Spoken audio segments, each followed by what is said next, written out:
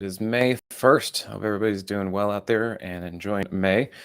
And we'll see. We'll see if this market's going to do a sell in May and go away type situation. So just kind of look out for that, and we'll see what we can do. But yeah, remember, if you guys are interested in the way that I talk about things, look at the market, all that kind of stuff, you can come over to simplertrading.com and you can come and log in and check out the Moxie Indicator Mastery, which is the live trading room. All right, so today we're going to be talking about risk management and setting goals. And I figured I have a class, a presentation that is pretty much already set up for something like this. So I thought I would go in through and kind of show you a few things of what I've already kind of created. And I think that'll be a good idea of where we're kind of going with this. So as far as risk management, I think the basic thing is we talk about stop losses. So, what is a stop loss? Well, it's a parameter you set around a specific trade. This tells your broker when to buy or sell a stock based on a predetermined price. I think we all pretty much know that, but it's good to actually just say, hey, this is what it is. And in case anybody else is still new to trading and, maybe you don't have a stop loss. A lot of people don't when you do options, although you can set one for options. A lot of times people either just say, hey, this is one I need to get out because it's kind of triggered something, or you draw a line or put an alert on your chart so that you can say wherever the price ends up on the chart, on the for the actual stock, well, whatever price that is for my option, I'll just get out at that point. Setting basically either a mental stop or something that is already predefined on your screen for you, and whatever the option is going to end up, that might be where it ends. All right, so the good thing about this is that when you set a stop, it's set. You don't have to worry about changing it or changing your mind rather, and you don't have to worry about this. It's all taken care of automatically. And this is something you set. Usually, it's easiest when you set it with the order that you're going to be putting out there.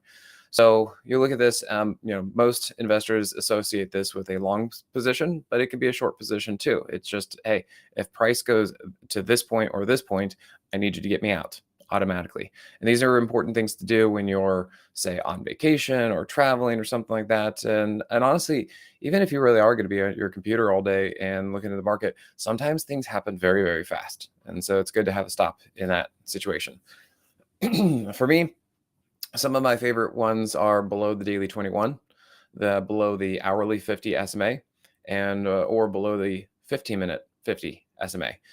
These are basically moving averages that I like to use as far as guidelines. And so I figure, well, if I'm using it, if price should be staying over these moving averages, then I should set my stop somewhere just below that, because then it implies that if it can't hold those moving averages, it's not working and I need to be out. Now, the thing that helps set up what a good trade or a bad trade is that the percentage, you can see down here, the percentage of the moving average support compared to what my risk is. So sometimes if I'm getting into a position and price is, say, 2% over the 15-minute 50 SMA, something like that, or whatever, and I look at that and say, yeah, that's fine. That's I'm willing to risk 2 or 3% in order to take this trade.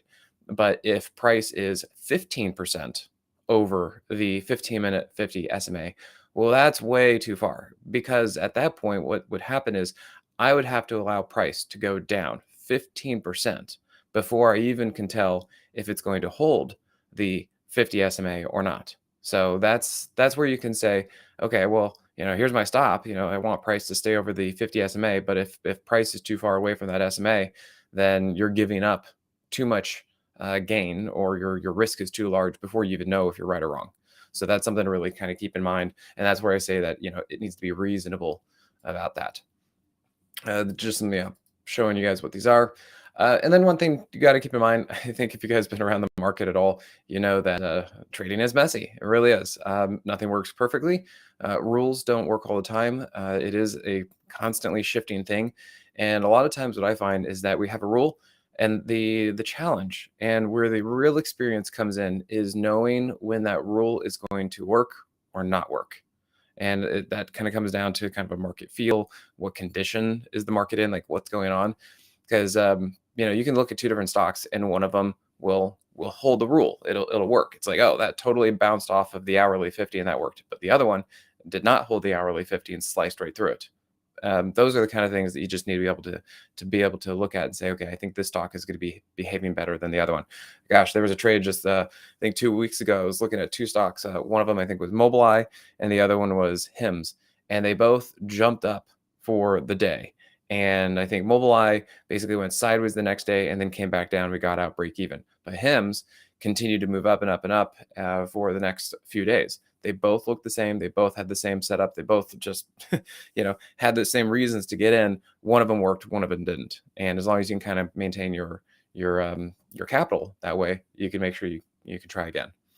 All right. So yeah, while moving averages are a good guide, they're just lines on a chart, and the price can oftentimes go beyond them. So just remember that's what it is. That there's just lines in the chart, and while they work for most of the time because people are looking at them and using them in a common way, they don't always have to. So yeah, keep that in mind. All right, let me kind of bounce out of here and look. I think I wanted to come down a little bit further.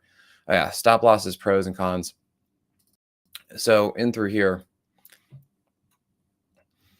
if price is moving fast, a stop loss will save you money because you may not be able to act quickly. This is what I was saying. Like even if you're at your computer, I like to set alerts just so that I don't have to constantly watch something. I know that if it moves because maybe news came out, it'll send me an alert or make some noise, and I know that I need to go check it and make sure to see what's going on. But things can really move quickly, and a stop loss can be good to help get you out of that before it moves too much. Of course, that can be double-edged sword because it can move quickly and then come right back, and you're like, oh, I wish I would have stayed in because it was just an error. Well, again, stock market is messy. That's what's going on out there. Yeah, and then it keeps you from changing your mind or convincing yourself if it's still a good trade. So I think especially if you are a new trader, setting stop losses as you enter the trade, again, defining your parameters is very important. It's just really important because I can't tell you. I mean, even nowadays, we as professional traders, you kind of look at something, and if it's not going your way, you'll try and convince yourself that it'll eventually work. And if you hang on and this and that, the other thing. So it is good to set those parameters first so that you don't have to get into a losing trade and then continue to have to like convince yourself of something. Yeah, I know my dad and I, when we were beginning, we were bad at following our own rules. And so setting something like that, like mechanisms, were good at helping us stay with those. And then it just becomes practice after that. All right. So some of the cons, well, it's an open order, and market makers and computers algorithms can see that and can see those open orders, and they know how to search around for liquidity. They can see those stops, and they can push price and move things around in order to actually go get you. So that's one of those things. Now there is a thing called an iceberg. It's kind of a workaround. It's like a one triggers another. So if you have a big order or a big stop loss, like if you're a hedge fund or whatever, even if you have a big account, and you don't want other traders or funds to know that you've got, like, let's just say you've got $1 million on there, and you have a stop and it's sitting right out there. They can see that as an open order. Now, what you can do to kind of obfuscate that is you can actually do, as I said, what's called an iceberg, and you can say, well, I'm putting one share, one stop out there, and if that gets activated, if that gets taken out, then the computer will automatically then sell the rest of my shares. So the computer can't, the algorithms and other traders can't see that you have like a million shares ready to go. They just see the one. So maybe they're less likely to want to go down there and get you for liquidity because they don't know there's anything special down there. It's only until they actually legitimately hit it that then it triggers your other million shares and then gets you out of it. And then as we're kind of talking about this, since we are kind of in a bullish or bearish kind of market, there was also one thing about, I was looking at this as far as, risk management and talk about goals and goal setting. Since, trust me, everybody loves a bull market. Okay. And while a bear market, can kind of produce gains very quickly, and because we just see price go down so quickly, something like that, we should also just kind of think about the math involved. And this is another excerpt from one of my previous presentations that I did. And prices going down, I don't think it's really fun for a whole lot of people, but the math just isn't there either. Look here at Pinterest. I did a total complete round trip for 2020 for its big bubble situation. From the same starting point, up to its peak, 225%. That same distance all the way back down to where it came from, only 70%. It was negative 70, but only 70%. So it's a funny thing about math that way. And even though you look at this covering the same distance, it's only a fraction of the gains from the upside. So it's gonna be great whenever this bear market is over and we start moving things back to the upside because the math is just better that way. Of course, there are workarounds. You can do options, you can do leverage ETFs, all sorts of things like that. But let's just understand that the real money is made in bull markets when things go up because the numbers are bigger. If you want to look at it as another simplified example, you can look here. $10 to $100. Well, what is that? That's 1,000%. And what about $100 to $10? That's only 90%. So, keep that in mind as far as your planning purposes and thinking, oh, this is going to be a really juicy trade. Nah, it doesn't work as well to the downside. It works much better to the upside. Now, another thing to kind of comment on that is think about your account also.